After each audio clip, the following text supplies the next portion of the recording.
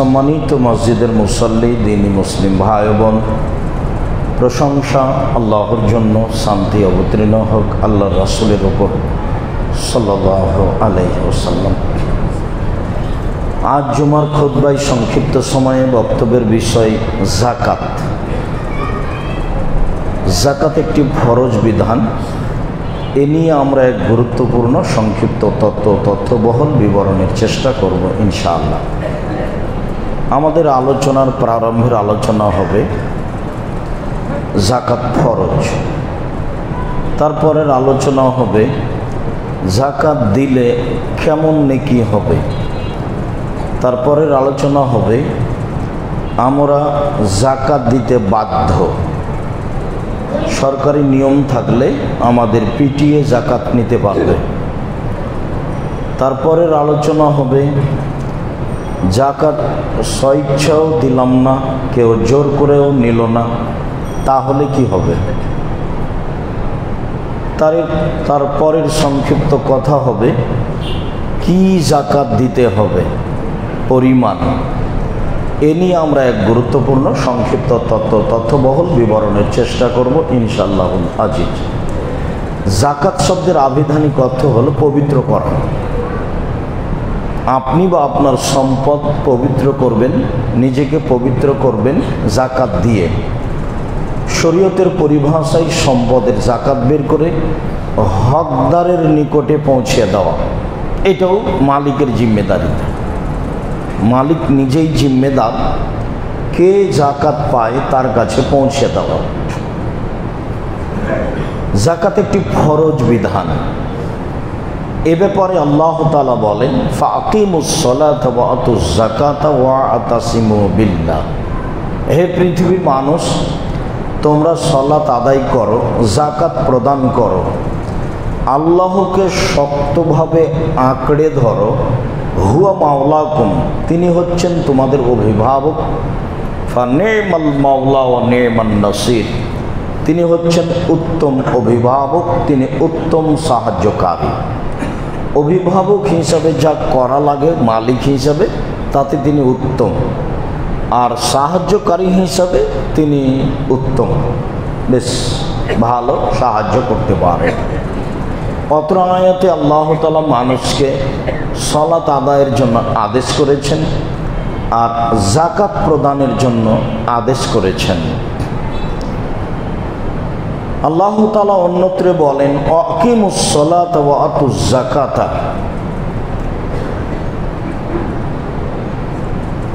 তোমরা সালাত আদায় করো, যাকাত প্রদান করো। ওমা কাদ্দিমু লিআনফুসিকুম মিন খাইরিল্লাহ তাজিদুহু ইনদাল্লাহ, মিন খাইরিন তাজিদুহু ইনদাল্লাহ।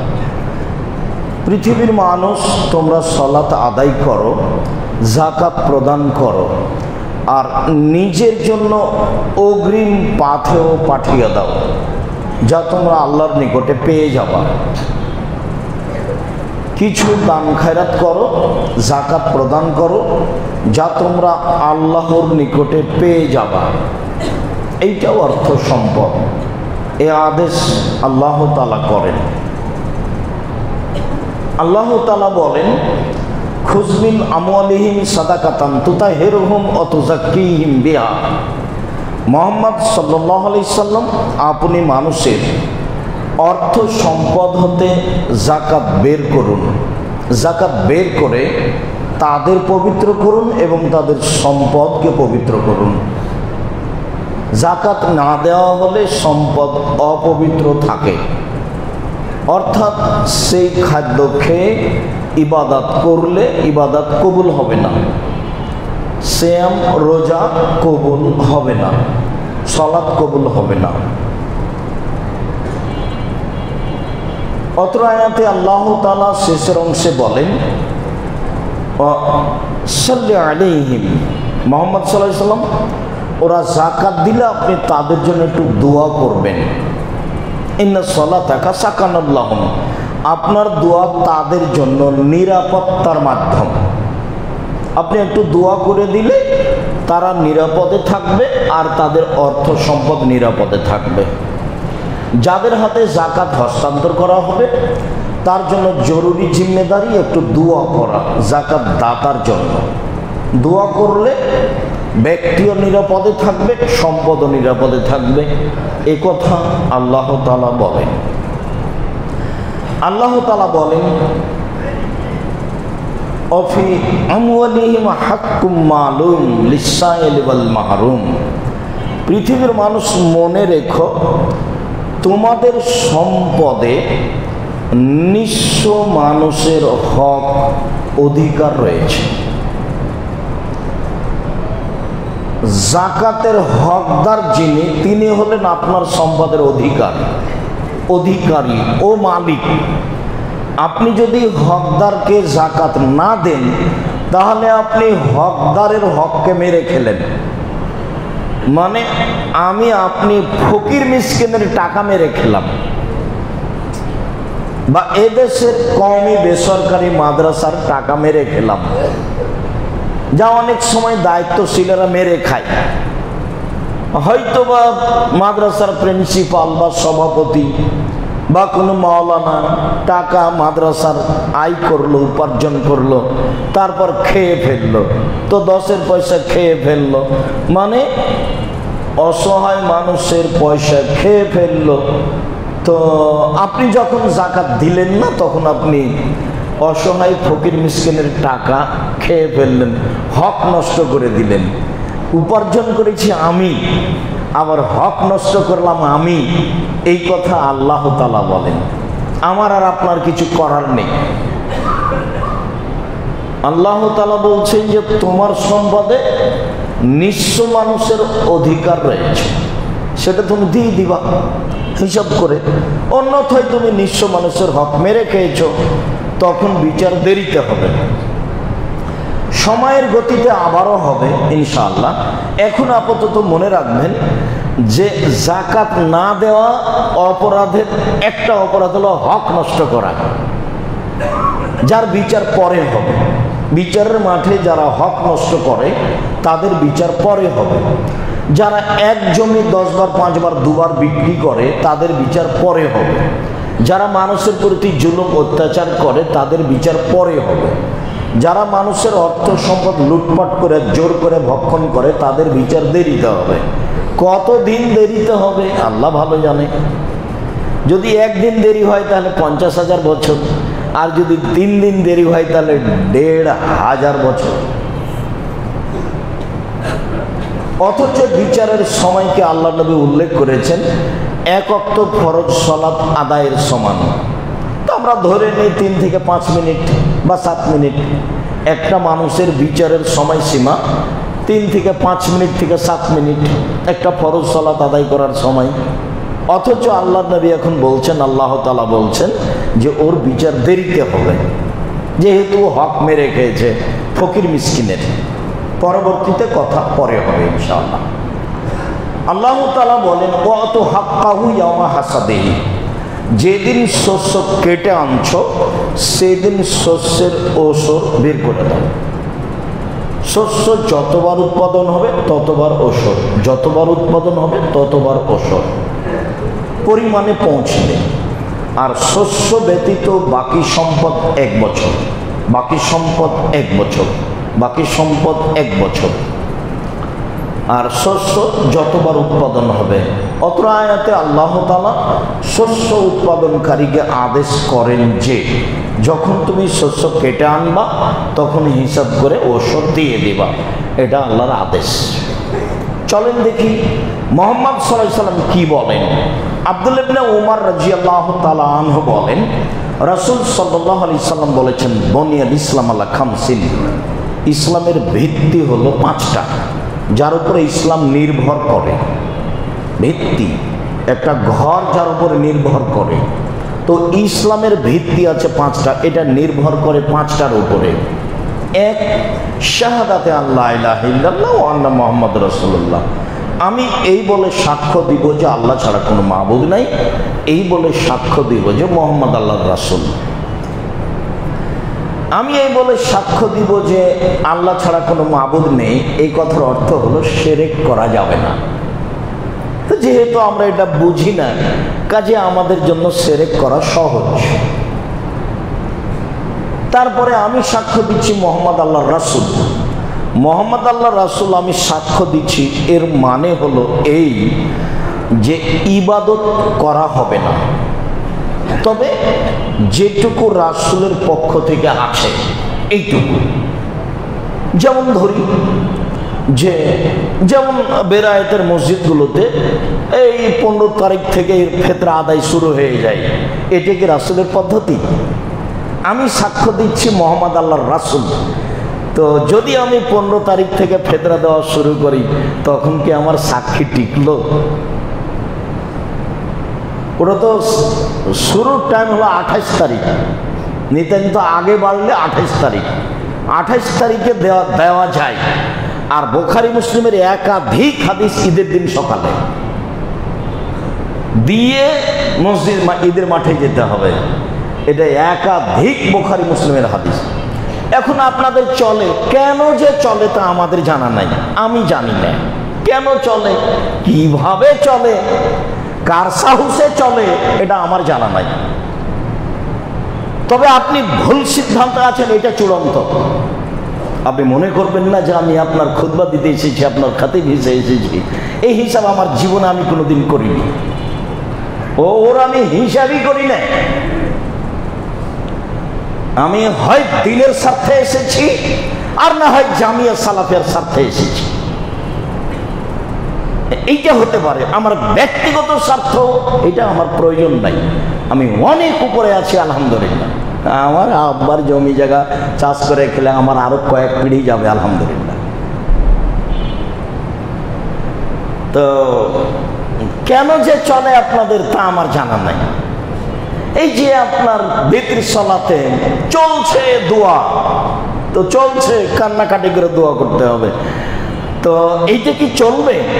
আমি সাক্ষ্য দিচ্ছি মোহাম্মদ আল্লাহ রাসূল, এই কথা বলার পরে কি ওটা চলবে? না, যেইটুকু দোয়া আসে নবীর মুখের সেইটুকু চলবে। বল হিসাব, সিদ্ধান্ত ভুল ফিরে আসতে হবে। রাসূল সাল্লাল্লাহু আলাইহি ওয়াসাল্লাম যা বলেছেন সেটাই করতে হবে। ইমামকে বলতে হবে, এই ছেলে 24 ঘন্টার মধ্যে শোনাবে হাদিস। আল্লাহ রাসূল কোনোতে ভিতরে কি দোয়া করতেন এর চুল কমাবেশ হবে না। সেই দিন আপনি বুঝবেন আমি সাক্ষ্য দিচ্ছি মোহাম্মদ আল্লাহ রাসূল। এমনি দিন কাটে, নিজে খাই, নিজে করি, নিজের মতো চলি, ধর্ম আবার কি? সম্মানিত দিনী ভাই বোন, বলছিলাম এরপরে সালাত আদায় করলো, এরপরে রমজান মাসে সিয়াম পালন করলো, যাকাত প্রদান করলো। এই হলো ভিত্তি। যাকাত একটা ইসলামের ভিত্তি, দিতেই হবে। আব্দুল্লাহ ইবনে আব্বাস রাদিয়াল্লাহু তাআলা আনহু বলেন, লাম্মা বা'আসা রাসূলুল্লাহ সাল্লাল্লাহু আলাইহি ওয়াসাল্লাম মুহদান ইলাল ইমান ফাকালা ইন্নাকা তা'তি আহলা কিতাবিন ফাদুম ইলা শাহাদাতিন লা ইলাহা ইল্লাল্লাহ ওয়া আন্না মুহাম্মাদুর রাসূলুল্লাহ। আব্দুল্লাহ ইবনে আব্বাস বলেন, যখন আল্লাহর নবী মুআয ইবনে জাবালকে ইয়ামানে পাঠালেন, তখন বলছেন, মুআয ইবনে জাবাল ইন্নাকা তা'তি আহলা কিতাবিন, তুমি যাচ্ছ ইহুদি খ্রিস্টানের নিকট দাওয়াত দিতে। মুআয ইবনে জাবাল, তুমি যাচ্ছ ইহুদি খ্রিস্টানের নিকটে দাওয়াত দিতে। ফাদুম ইলা শাহাদাতিন লা ইলাহা ইল্লাল্লাহ ওয়া আন্না মুহাম্মাদুর রাসূলুল্লাহ, তোমার প্রথম বাক্য হবে, জনগণ বলবে আমি সাক্ষ্য দিচ্ছি আল্লাহ ছাড়া কোনো মাবুদ নেই, আমি সাক্ষ্য দিচ্ছি মোহাম্মদ আল্লাহর রাসূল। এইটা হবে তোমার প্রথম কাজ।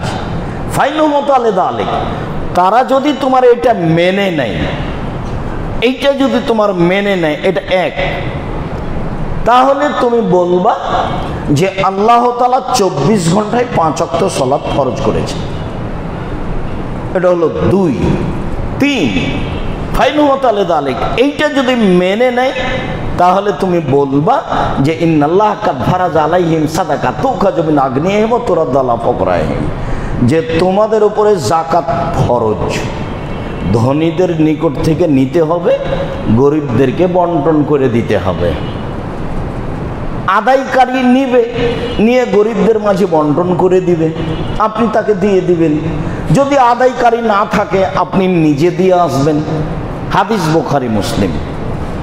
অত্র বুখারী মুসলিমের 2টি হাদিসে প্রমাণ হয় যে আল্লাহর নবী যাকাত আদায়ের জন্য আদেশ করেছেন, যাকাত দিতে আদেশ করেছেন। আমরা খুব সংক্ষিপ্ত সময়ে বুঝলাম যে যাকাত দেওয়া ফরজ, দিতে হবে, বাধ্য আমি আর আপনি। এবার চলেন একটু মনটা খুশি করি, যাকাত দিলে কি হবে এইটা আগে শুনি, ভালো লাগবে। মহান আল্লাহ বলেন, ইন্নাল্লাযীনা আমানু ওয়া আমিলুস সালিহাত ওয়া আকামুস সালাতা ওয়া আতাউজ যাকাতা, নিশ্চয় যারা ঈমান আনলো, সৎ আমল করলো, সালাত আদায় করলো, যাকাত প্রদান করলো, লাহুম আজরুহুম ইনদা রাব্বিহিম, তাদের প্রতিদান রয়েছে তাদের প্রতিপালকের নিকটে, তাদের প্রতিদান রয়েছে তাদের প্রতিপালকের নিকটে। ওয়ালা খাউফুন আলাইহিম ওয়ালা হুম ইয়াহজানুন, বিচারের মাঠে তারা আশঙ্কিত হবে না, শঙ্কিত হবে না। কি যে হয়, কি যে হয়, কি যে হয়, সফল হব কি না, এইরকম কোনো আশঙ্কা থাকবে না। ওয়ালা খাউফুন আলাইহিম, কোনো ভয় থাকবে না। তিনটে, এক প্রতিদান, দুই আশঙ্কা নেই, তিন কোনো ভয় নেই। এটা হলো যাকাতের ফজিলত। যাকাত দিলে লোকটা স্বাধীন থাকবে বিচারের মাঠে, কোনো সমস্যা নেই। মহান আল্লাহ বলেন, ওয়াল মুকিমিনাস সালাতা ওয়াল মুতুনাজ যাকাতা ওয়াল মুমিনুনা বিল্লাহি ওয়াল ইয়াউমিল আখির, যারা পাঁচ ওয়াক্ত সালাত আদায় করে, যারা যাকাত প্রদান করে, যারা আল্লাহকে বিশ্বাস করে, পরকালকে বিশ্বাস করে, উলাইকা, তারা এমন মানুষ, সানুতিহিম আজরান আজিমা, আমি তাদের বড় প্রতিদান দিব। যারা যাকাত প্রদান করে আমি তাদের বিচার মাঠে বড় প্রতিদান দিব। এই কথা আল্লাহ তাআলা বলেন। আল্লাহ তাআলা অন্যত্রে বলেন, ওয়াল্লাযীনা হুম লিয-যাকাতি ফাইলিন, যারা যাকাত প্রদান করে, উলাইকা হুমুল ওয়ারিসুন, এরাই হবে জান্নাতের মালিক। যারা যাকাত প্রদান করে এরা হবে জান্নাতের মালিক। আল্লাযীনা ইয়ারিসুনাল ফিরদাউসা হুম ফিহা খালিদুন, তারা জান্নাতুল ফেরদাউসের মালিক হবে, তারা তাতে চিরদিন থাকবে। এই কথা আল্লাহ তাআলা বলেন। যারা যাকাত প্রদান করবে তারা হবে জান্নাতের মালিক। ফরজ আদায় করতে আপনি বাধ্য, এটা আল্লাহর অতিরিক্ত দয়া। আপনার নেকি হলেও দিতে হবে, না হলেও দিতে হবে। চাঁপাই নবাবগঞ্জের ভাষা তো তুই তো দিবি, তোর বাপকে দিতে হবে। একটু পরে দেখেন পিটিয়ে আদায় করার কথা আসছে, তো দিতেই হবে। তো এখন আল্লাহর একটা অতিরিক্ত দয়া। আচ্ছা ঠিক আছে, যখন যাকাত প্রদান করলো তাহলে আল্লাহর পক্ষ থেকে সুসংবাদ কি, ওরাই জান্নাতের মালিক। আমি ওদেরকে জান্নাতুল ফেরদাউসের মালিক করে দিব, তারা সেখানে চিরদিন থাকবে। সবচেয়ে দামি জান্নাত হচ্ছে জান্নাতুল ফেরদাউস। অবশ্য এখানে কয়েকটা আমলের কথা আছে। সরাসরি জান্নাতুল ফেরদাউস পাওয়ার একটাই আমল খাস, সেটা হলো সদাচরণ, ভালো চাল চলন। দল সংগঠন করলে ভালো চাল চলন টিকে না, আপনি পারবেন না। যখন আপনি দল করবেন, সেটা যেটাই হোক, ধর্মীয় হোক আর সামাজিক হোক, আপনি সদাচরণে টিকতে পারবেন না, এটা অসম্ভব। আপনি আমাকে একাই জিজ্ঞাসা করেন, কত আপনাকে আমি উদাহরণ দিতে পারি। এর কোনো পথ নেই। যতক্ষণ পর্যন্ত আপনার জেহেনটা খালি না হয়েছে, ততক্ষণ পর্যন্ত আপনি সদাচরণ ফিরিয়ে পাবেন না। আপনাকে একজনকে ভালো লাগে আর একজনকে ভালো লাগে না। কেন লাগে না? কেন লাগে না আপনাকে?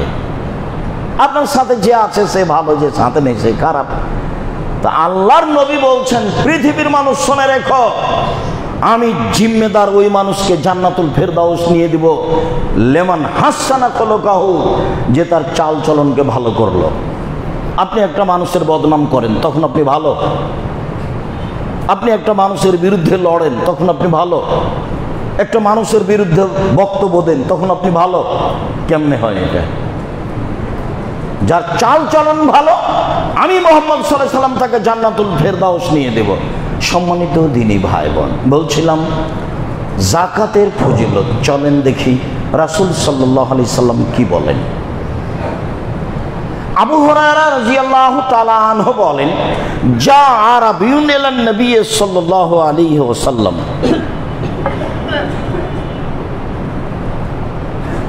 একজন পল্লীর মানুষ, বেদুইন অশিক্ষিত মানুষ রাসূলের কাছে আসলো, এসে বলছে, দুল্লানি আলা আমালিন ইজা আমিলতুহু দাখালতু জান্নাতা। আল্লাহর নবী, আমাকে একটা আমলের কথা বলুন তো, যেটা করে জান্নাতে চলে যাব। এটা হলো জিজ্ঞাসা। আল্লাহ রাসূল একটা আমলের কথা বলেন তো। এই চালাই, হুড়াহুড়ি করছো কেন? আপনি ঘুমাচ্ছেন কেন? জায়গা পরিবর্তন করেন। স্বাভাবিকভাবে মসজিদে আসবেন না, প্রস্তুতি নিয়ে আসবেন। আর এমনি তো ফজরের সালাতের পরে ঘুমিয়ে গেছেন, কি সালাত আদায় করে নাই ঘুমাচ্ছেন নাকি 8টা 10টা 11টা 12টা পর্যন্ত ঘুমিয়ে আছে। প্রস্তুতি নিয়ে থাকতে হবে। এটা জুমার খুতবা। পল্লীর মানুষ এসে বলছে, একটা আমলের কথা বলেন যাতে আমি জান্নাতে চলে যাব। তখন আল্লাহ রাসূল শুরু করলেন, 1, আল্লাহর ইবাদত করো, শিরক করো না। 2, সালাত আদায় করো। 3, যাকাত প্রদান করো। 4, রমজান মাসে সিয়াম পালন করো। এই পর্যন্ত বলতেই লোকটা এখন বলছে, ওয়াল্লাহি ওয়াল্লাযী নাফসি বিয়াদিহি, আমি সাধারণ অশিক্ষিত মানুষ, আল্লাহর কসম করে বলছি, আল্লাহর নবী যা বললেন তার বিন্দুমাত্র কম করব না, বিন্দুমাত্র বেশিও করব না। আমি গ্রামের মানুষ, আল্লাহর কসম করে বলছি, আল্লাহর নবী যা বললেন আমি তার বিন্দুমাত্র কমও করব না, তার বেশিও করব না। সুম্মা আল্লাহ। এরপর লোকটি চলে যাচ্ছে, এই স্বীকৃতি দিয়ে চলে যাচ্ছে। তখন আল্লাহ রাসূল বলছেন, শোনো, মান সাররাহু ইয়ানজুরা ইলা রাজুলিন মিন আহলিল জান্নাহ ফালিয়ানজুর হালা। শোনো শোনো, কেউ যদি জান্নাতি দেখতে চায়, এই লোকটাকে দেখো, দেখো এ হলো জান্নাতি, এ দেখো এই লোক জান্নাতি। এখানে একটা আছে যাকাত। আল্লাহ রাসূল বললেন যে তোমরা জান্নাতি মানুষকে দেখতে চাও, এ দেখো। ও কিন্তু এখনো আমল করেনি, ও তো চালুই করেনি আমল। আল্লাহ রাসূল এভাবে বলছেন, মানে তার দৃঢ়তা, তার দৃঢ়তা, আল্লাহর কসম যা বলেছেন তার সরিষা সম পরিমাণ কমও করব না, বেশিও করব না। সে দৃঢ় চেতার মানুষ, একবারে দৃঢ়তা প্রকাশ করেছে, ওরা আমলই করেনি। আল্লাহ রাসূল বলছেন, দেখো দেখো দেখো, কেউ যদি জান্নাতি দেখতে চাও, এই লোকটা জান্নাতি। হাদিস তো বুখারী মুসলিম। এ হলো যাকাতের ফল।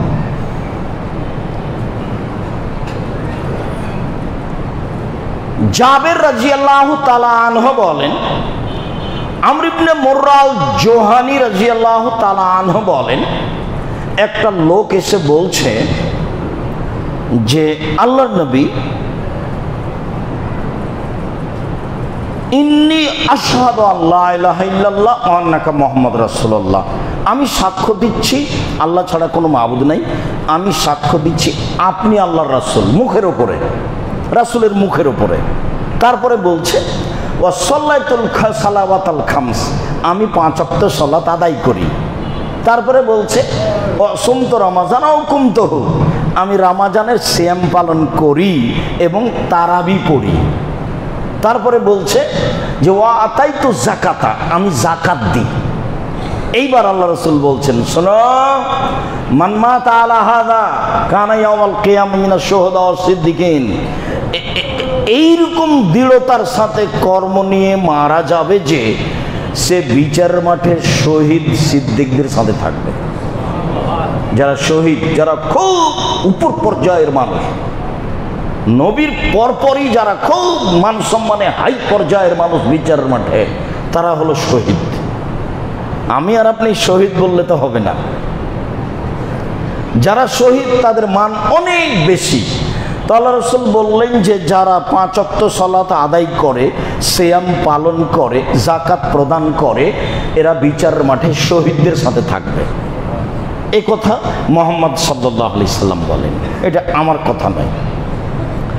জাবের রাদিয়াল্লাহু তাআলা আনহু বলেন, রাসূল সাল্লাল্লাহু আলাইহি সাল্লাম একদিন আল্লাহ রাসূলকে জিজ্ঞাসা করলেন যে আরাইতা ইন আদ্দার রাজুলু যাকাতা মালিহি, আল্লাহ নবী, মানুষ যদি তার সম্পদের যাকাত বের করে তাহলে কি হবে? আল্লাহ রাসূল বলেন, তো মানুষ যদি তার সম্পদের যাকাত হিসাব করে বের করে তাহলে কি হবে? তখন আল্লাহ রাসূল বলছেন, মানাদ্দা যাকাতা মালিহি ফাআযহাবাল্লাহু শাররাহু আনহু, কেউ যদি যাকাত সম্পদ থেকে হিসাব করে বের করে তার সম্পদ চিরদিন নিরাপদে থাকবে। ওই সম্পদ নিয়ে জাহাজ পানিতে ডুবে যাবে না, ওই সম্পদ আপনার দোকান পুড়ে নষ্ট হবে না, ওটার উপরে কোনো বিপদ আসবে না। এ কথা আমি বলিনি, এ কথা মুহাম্মদ সাল্লাল্লাহু আলাইহি সাল্লাম বলেছেন। তিনি বলেছেন যে সম্পদের যাকাত দিবে, তার সম্পদে কোনো বালা মুসিবত আসবে না, এই কথা মুহাম্মদ সাল্লাল্লাহু আলাইহি সাল্লাম বলেন। যদি কথা মনে না থাকে তাহলে যন্ত্রপাতি সামনে আছে, আবারও চালু করে বুঝবো। সম্মানিত দিনী ভাই বোন যারা আমার সামনে আছেন, যারা অনলাইনে পৃথিবীর বিভিন্ন প্রান্ত থেকে অবগত হচ্ছেন, যারা সময়ের গতিতে অবগত হবেন, আমি পৃথিবীর সকল বাঙালি দিনী ভাই বোনকে বলছি, আপনি আপনার অর্থ সম্পদের যাকাত বের করুন, আপনার অর্থ সম্পদ ধ্বংস হবে না, আপনার অর্থ সম্পদের উপরে বালা মুসিবত আসবে না, এই কথা মুহাম্মদ সাল্লাল্লাহু আলাইহি ওয়াসাল্লাম বলেন। আর আল্লাহ বলে আপনি জান্নাতের মালিক, আপনি জান্নাতুল ফেরদাউসের মালিক, আপনি সেখানে চিরদিন থাকবেন, এ কথা আল্লাহ তাআলা বলেন। সম্মানিত দিনী ভাই বোন, অবশ্য আপনি যাকাতে হিসাব করে বের করবেন। উমামা বাহিলি রাদিয়াল্লাহু তাআলা আনহু বলেন, রাসূল সাল্লাল্লাহু আলাইহি সাল্লাম বলেছেন যে সাল্লু খামসাকুম, 5 ওয়াক্ত সালাত আদায় করো, অসুমু শাহরাকুম, রমজান মাসের সিয়াম পালন করো, ও আদা যাকাত আমওয়ালিকুম, সম্পদের যাকাত দিয়ে দাও, ও আতিজা আমরিকুম, সমাজের দায়িত্বশীল যারা হুঁশিয়ার, সমাজের নেতা দায়িত্বশীল যারা, তাদের মেনে চলো, তাদখুলু জান্নাতা রাব্বিকুম, সহসাই তোমাদের প্রতিপালকের জান্নাতে চলে যাবা। 1 5 ওয়াক্ত সালাত, 2 রমজান মাসের সিয়াম, 3 যাকাত প্রদান, 4 মানুষকে মেনে চলা, মানুষকে উপেক্ষা করে চলতে হবে না। জান্নাত পাওয়ার এটা একটা বড় মাধ্যম, তাহলে আপনি আপনার প্রতিপালকের জান্নাতে সহজেই চলে যাবেন। সম্মানিত দিনী ভাই বোন, আমরা যাকাত দিলে সহজে জান্নাত পাবো, জান্নাতুল ফেরদাউসের মালিক হব, সম্পদ নিরাপদে থাকবে, এ কথা আল্লাহ তাআলা বলেন, এ কথা রাসূল সাল্লাল্লাহু আলাইহি ওয়াসাল্লাম বলেন, যা আমরা অবগত হলাম। আল্লাহুম্মা সাল্লি আলাইহি, আল্লাহুম্মা বারিক আলাইহি। আলহামদুলিল্লাহ ওয়াহদা ওয়াস সালাতু ওয়াস সালামু আলা মান লা নাবিয়্যা বাদা। এখন স্বেচ্ছায় যাকাত দিলাম না, নেকির আশাও করলাম না, তাহলে কি হবে? তাহলে সরকারিভাবে যদি নিয়ম থাকে তাহলে আসবে, আমার হাতে রশি লাগিয়ে বেঁধে পিটিয়ে নিয়ে চলে যাবে, এটা চাইছি। প্রমাণ আবু হুরায়রা রাদিয়াল্লাহু তাআলা আনহু বলেন, লাম্মা তুফিয়া রাসূলুল্লাহ সাল্লাল্লাহু আলাইহি ওয়াসাল্লাম উস্তুকলা আবু বকরিন বাদাহু, আল্লাহর নবী দুনিয়া থেকে বিদায় নিলেন আর আবু বকর রাদিয়াল্লাহু তাআলা আনহুকে খলিফা নির্বাচন করা হলো। ওয়াকাফারা মান কাফারা মিনাল আরব, তখন অনেকে বলল, হ্যাঁ সালাত আদায় করব, তবে যাকাত দেব না। নিজে কষ্ট করে পয়সা উপার্জন করে আবার যাকাত, মনে তো হচ্ছে দণ্ডি দিচ্ছি, লাখ লাখ কোটি কোটি টাকা যাকাত দেওয়া হয় এত পরিশ্রম করে উপার্জন করে। তো অনেকে বলল যে সালাত আদায় করব, যাকাত দেব না। এখন আবু বকর সিদ্দিক তো খলিফা, উমর রাদিয়াল্লাহু তাআলা বলছেন, কাইফা তুকাতিলুন নাস, মানুষের সাথে কিভাবে লড়াই করবেন? এখন মানুষের সালাত আদায় করবে, যাকাত দেবে না যে। আল্লাহ নবী বলেছেন, মান কালা লা ইলাহা ইল্লাল্লাহ ফাকাদ আসামা মিন্নি দিমাউহু ওয়া মালুহু আও মালাহু, যে ব্যক্তি বলেছে লা ইলাহা ইল্লাল্লাহ, তার সম্পদ নিরাপদে, সেও নিরাপদে, তাকে মারা যাবে না। এখন এরা যে সালাত আদায় করবে, যাকাত দেবে না যে, এরা লা ইলাহা ইল্লাল্লাহ বলেছে। এইবার আবু বকর সিদ্দিক বলছেন, এই এখন যেটুকু বলতে যাচ্ছি এটুকু ইতিহাসে আছে, মধ্যে একটা বাক্য, আনতা জাব্বার ফিল মুশরিক ওয়া খাওয়ার ফিল ইসলাম। বলেন কি ওমর, যেদিন আপনি মুশরিক ছিলেন সেদিন আপনি বীর পুরুষ ছিলেন, আজকে আপনি মুসলমান হয়েছেন কাপুরুষ হয়েছেন। কাপুরুষ ভাষা ব্যবহার করছেন আবু বকর সিদ্দিক উমরের জন্য।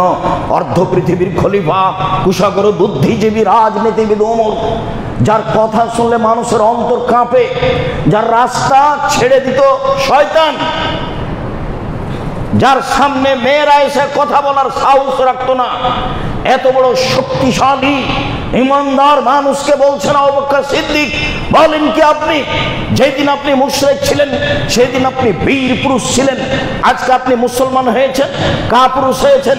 আমি আবু বকর সিদ্দিক বলছি, আল্লাহ আল্লাহর কসম, আমি আবু বকর সিদ্দিক বলছি, আল্লাহ আল্লাহর কসম, আমি আবু বকর সিদ্দিক বলছি, আল্লাহ আল্লাহর কসম, লাউকাতুল মান ফাররাকা বাইনা সালাত ওয়া যাকাতে ফাইনা যাকাতা হাকুল মালে, যারা সালাত আদায় করবে যাকাত দেবে না, আমি তাদের বিরুদ্ধে যুদ্ধ চালিয়ে যাব, মারবো না হয় মরবো, আমি তাদের বিরুদ্ধে যুদ্ধ চালিয়ে যাব, পিটিয়ে যাকাত আদায় করব, মরবো না হয় মারবো।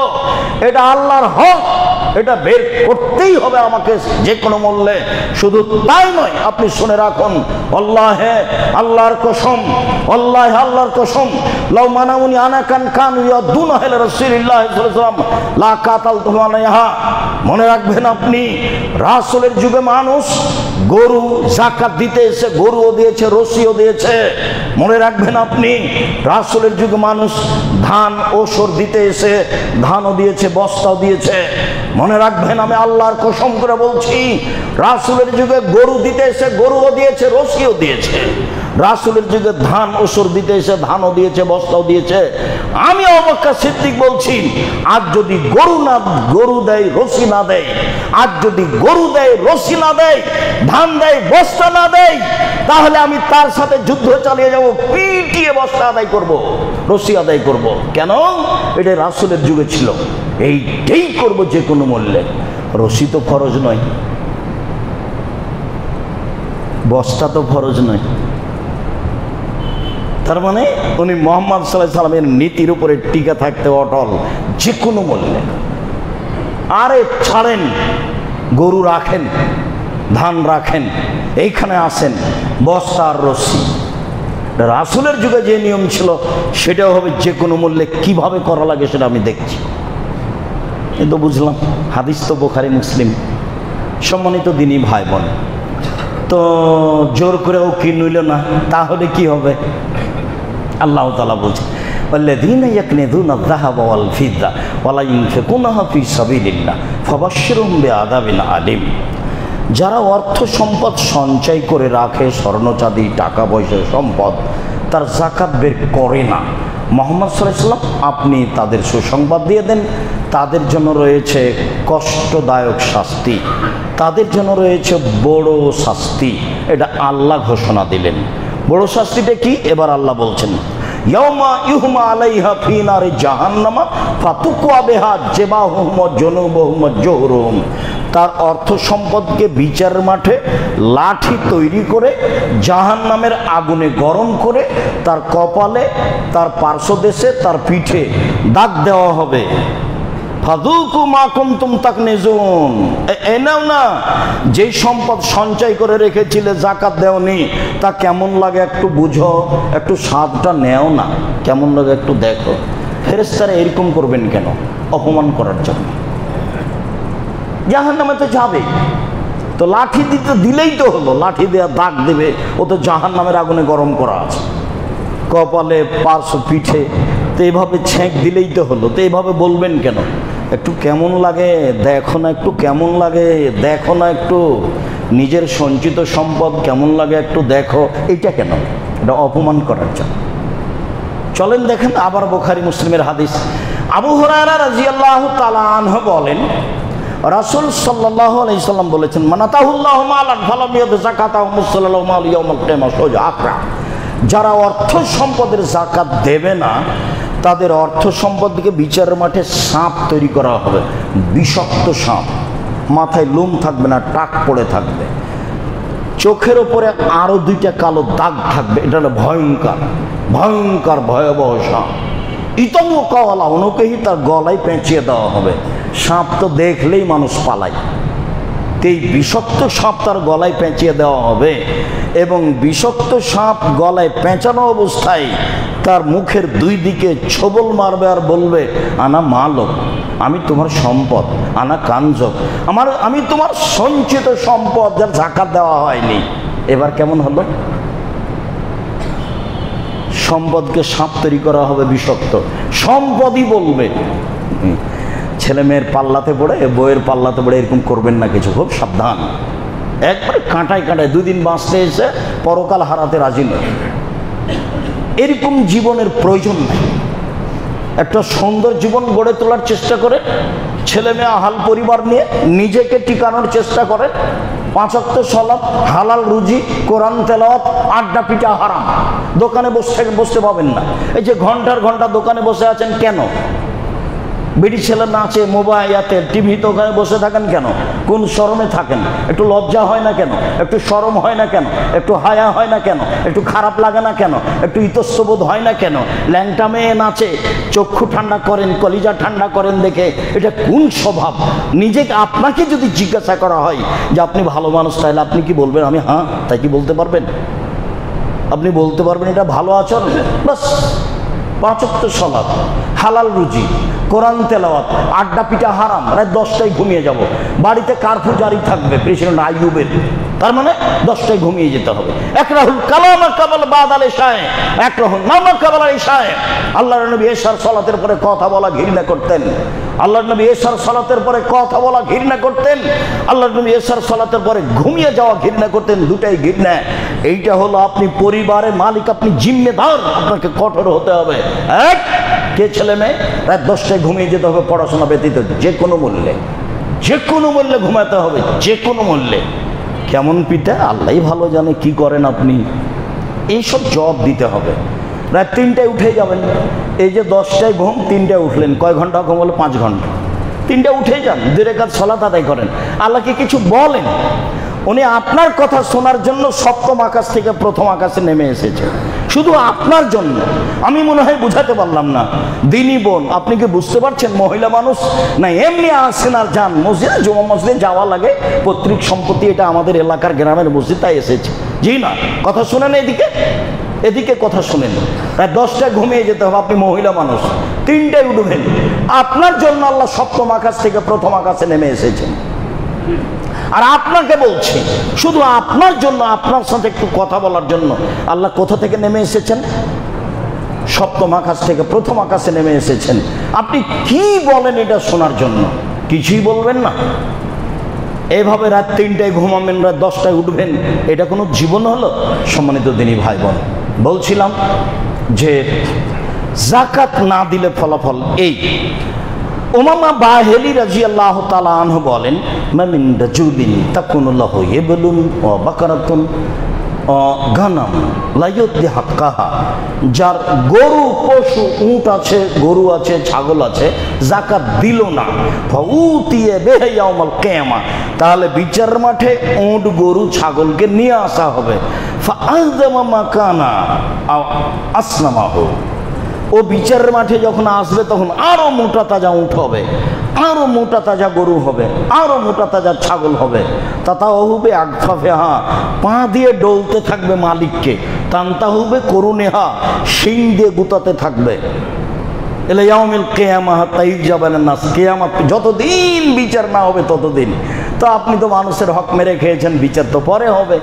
যারা জমি জোর করে দখল করেছে তাদের তো বিচার পরে হবে। সন্ধ্যা হতে হতে জমি ফেরত দিতে হবে, সন্ধ্যা হতে হতে জমি ফেরত দিতে হবে। জোর করে ক্ষমতা দেখে 1 মিনিট বাঁচবেন না। দেশের নেত্রীকে দেখে হিসাব হয় না 45 মিনিট সময়, তো হিসাব তো হওয়া উচিত। ক্ষমতা থাকে না, সতর্ক হওয়া উচিত, শিক্ষা নেওয়া উচিত। ফেরাউন তো অনেকদিন আগের কথা, এখন তো ঘরের কথা। ফেরাউন তো অনেক আগের কথা, তাও তো ফেরাউন পানিতে ডুবলো, ভাসলো, একটু সময় পেয়েছিল।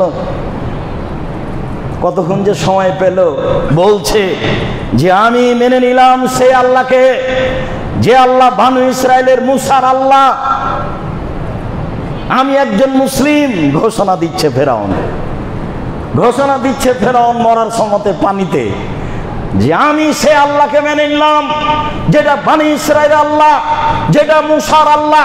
আমি ফেরাউন ঘোষণা দিচ্ছি আমি মুসলিম, ঘোষণা দিচ্ছি আনা মিনাল মুসলিমিন। তখন আল্লাহ বলছেন ও এখন, তারপরে যা আছে আছেই, শিক্ষা নিতে হবে। আমার আপনার জন্য এগুলো ঘটনা, আমাকে আপনাকে শিক্ষা নিতে হবে। সম্মানিত দিনী ভাই বোন, তো পশু প্রাণী এই আরেকটু এখনো কান জাহাদিকুম ইয়াউমাল কিয়ামা সোজা আকরা, বিচারের মাঠে এই বিষাক্ত প্রাণীগুলি, বিচারের মাঠে বিষাক্ত প্রাণীগুলি হবে, এই বিচারের মাঠে সম্পদগুলি হবে বিষাক্ত প্রাণী সাপ, বিচারের মাঠে সম্পদগুলি হবে বিষাক্ত প্রাণী সাপ। এফিরু মিনহু সাহেবহু, যখন সাপ তাকে ধ্বংসন করতে আসবে তখন মালিক পালাতে থাকবে, পালাতে থাকবে, পালাতে থাকবে। ওইগুলো বহু সাপ পিছে পিছে দৌড়াবে, সাপ পিছে পিছে দৌড়াবে। আপনি জানেন মানুষের শেষ চেষ্টা কি? মানুষের শেষ চেষ্টা হাত দিয়ে নিজেকে বাঁচাতে থাকে। হঠাৎ করে দেখবেন যে হাত ভেঙে গেছে রিক্সার সাথে লেগে, ও বুঝতে পারেনি, তার মানে হাত দিয়ে নিজেকে বাঁচাচ্ছিল। গাড়ি এসে অ্যাক্সিডেন্ট হয়েছে, দেখবেন যে হাত ভেঙে গেছে। কিভাবে? মানে গাড়ির থেকে নিজেকে বাঁচাতে চাচ্ছিল, অথচ বাঁচাতে পারবে না গাড়ি থেকে, ভ্যান থেকে, মোটরসাইকেল থেকে, কিন্তু শেষ চেষ্টা কি করেছিল? হাত দিয়ে নিজেকে বাঁচাতে চেয়েছিল। আল্লাহ নবী বলছেন ও যখন আর দৌড়িয়ে সামলাতে পারবে না, সাপ যখন পাশে চলে এসেছে, তখন হাত দিয়ে ঘুরে উল্টে নিজেকে ঠেকাবে, এইভাবে হাত দিয়ে ঠেকাবে, ঠেকানোর সাথে সাথে হাত দুটিতে সাপের মুখে ঢুকে যাবে।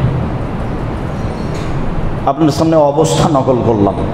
সম্মানিত দিনী ভাই বোন, সম্পদ লাঠি তৈরি করা হবে এবং জাহান্নামে গরম করে অবস্থায় সম্পদ বিষাক্ত সাপ তৈরি করা হবে, গলায় পেঁচিয়ে দেওয়া হবে, ছোবল মারতে থাকবে। সম্পদ যদি পশু প্রাণী হয় তাহলে যা ছিল তার চেয়ে মোটা হয়ে আসবে, পা দিয়ে ডলতে থাকবে এবং শিং দিয়ে গুতাতে থাকবে। কুল্লামা জাজাত ওখরাহা রুদ্দাত আলাইহি উলাহা, শেষটা যখন পা দিয়ে ডলে শিং দিয়ে গুতিয়ে চলে যাবে তখন প্রথমটা আবার আসবে, শেষটা যখন চলে যাবে প্রথমটা আবার আসবে। হাত্তা ইউকজাবেনান নাস, যতদিন পর্যন্ত মানুষের মাঝে বিচার শেষ না হচ্ছে ততদিন চলতে থাকবে। এমনটা মনে হচ্ছে যে যাকাত দেবে না যারা, তাদেরই বিচার পরে হবে, একবারে শেষ। এও জানেন একটা লোক মানুষের টাকা মেরে খেয়েছে, তো আপনিও ধনী ওইও ধনী, তাহলে দুটা একই রকম নয়।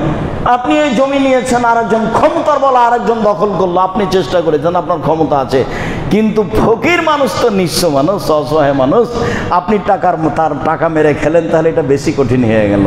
এই বিচারটা পরে হবে, যা রাসূল সাল্লাল্লাহু আলাইহি ওয়াসাল্লাম বলছেন। সম্মানিত দিনী ভাই বোন, এই আলোচনার শেষ কথাটি কুল্লুল্লাহ মিন নাবাতা মিনাস সুহতি কানাতে নার আওলা বিহি, যাকাত দেওয়া হয়নি এমন সম্পদ খেয়ে বাঁচে যারা, তারা জাহান্নামে যাবে। এমন সম্পদের গোস্ত যেটা বাড়ে গায়ে, ছেলে মেয়ে আপনার আপনার স্ত্রীর সবার, সেটুকু হলো জাহান্নামের গোস্ত, জাহান্নামের অংশ। যে অংশ অবৈধ পয়সা দিয়ে বাড়ে সেটা জাহান্নামে যাবে। তা আমার ছেলে আমার মেয়ে আমার ওই সম্পদ খায় যে সম্পদে যাকাত দেওয়া হয়নি, চলে না।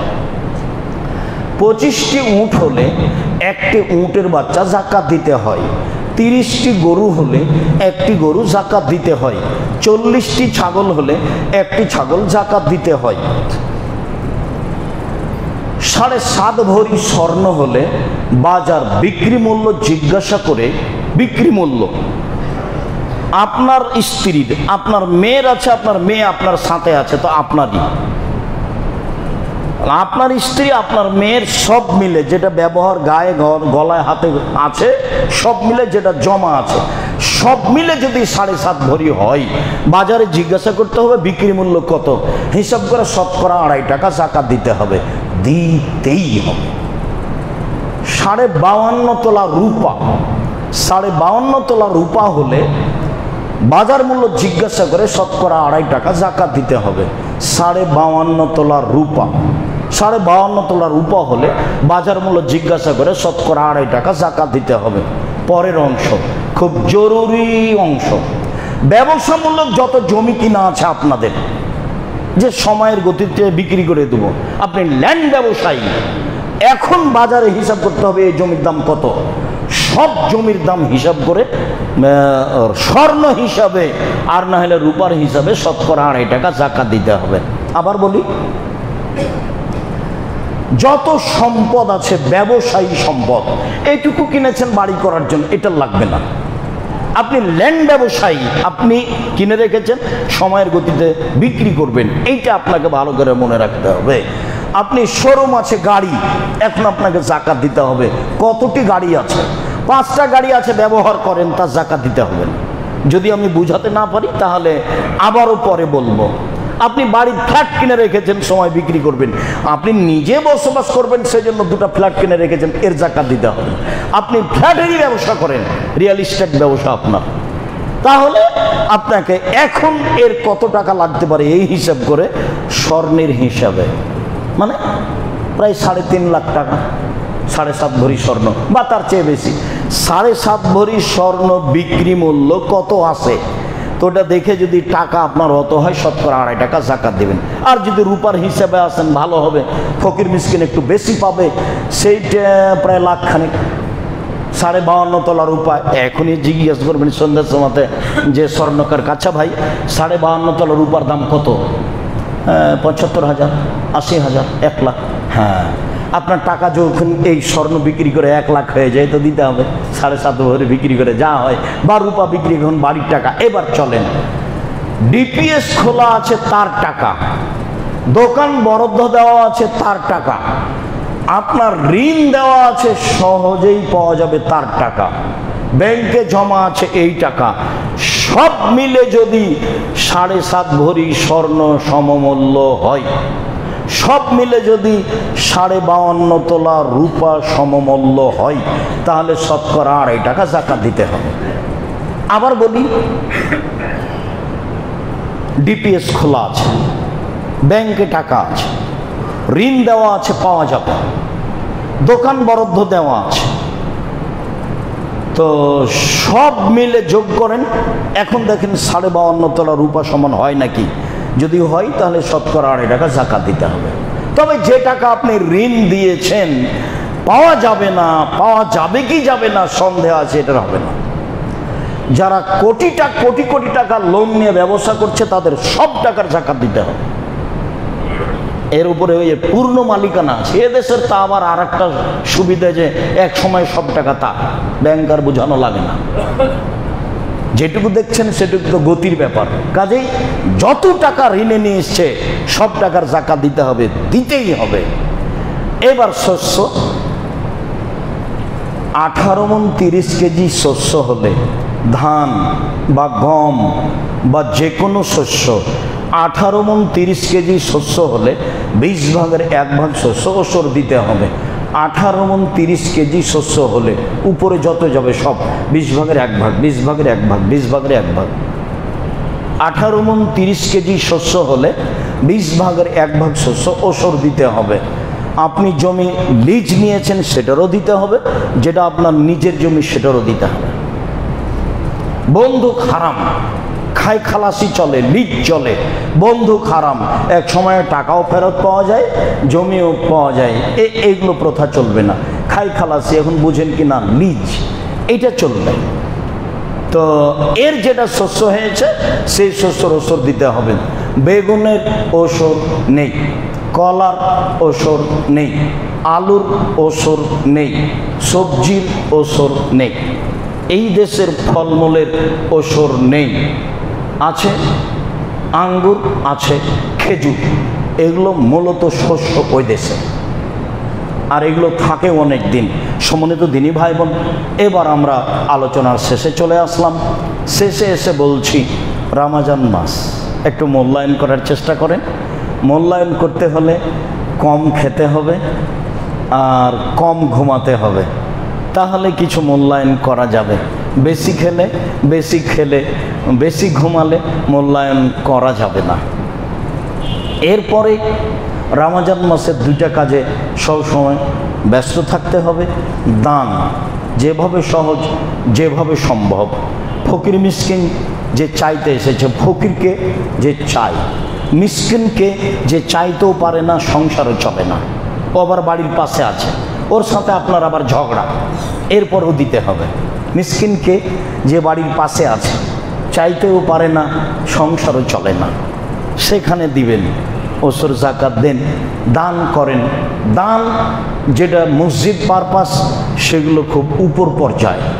মসজিদের টাকা দিয়ে মাদ্রাসা করা যায় না, মাদ্রাসার টাকা দিয়ে মসজিদ করা যায়, মানে মসজিদের টাকা নিচের দিকে নিয়ে যাওয়া যাবে না, এ খুব দামি। মসজিদের টাকা নিচের দিকে নিয়ে যাওয়া যাবে না, মসজিদের টাকা দিয়ে মসজিদ বানাতে হবে। এখানে জায়গা না থাকলে যাদের মসজিদ তৈরি হচ্ছে সেখানে দিতে হবে। যুগ যুগ ধরে, শতাব্দীর পর শতাব্দীর টাকা ধরে রাখতে হবে না। আপনার পরে আপনার ছেলে আসবে, সে কোটি টাকার মালিক হবে, যার জন্য এই মসজিদ তৈরি করা কোনো ব্যাপারই নয়।